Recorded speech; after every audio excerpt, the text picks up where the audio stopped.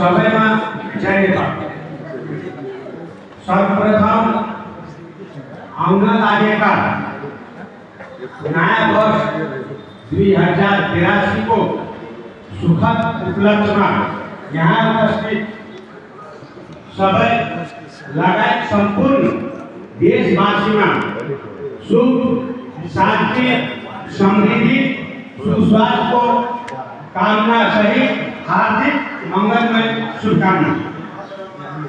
आज हामीले जे बोले पनि परिस्थिति जस्तो सुकै आए पनि यो देशमा नेपाली कांग्रेसको विकल्प छैन।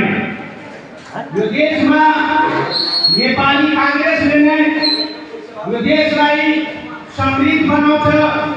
राजविराज लगायत तमाम मधेश का जिला होस् या संपूर्ण देश में समृद्धि ल्याउने पार्टी में नेपाली कांग्रेस हो।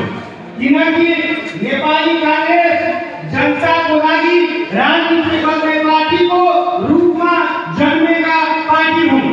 तर अन्य पार्टीहरू अहिले चाहे त्यो राजावादी हो चाहे अन्यवादी उनीहरूले जनता माथि नै राजनीति गर्न सुरु गरेको छ।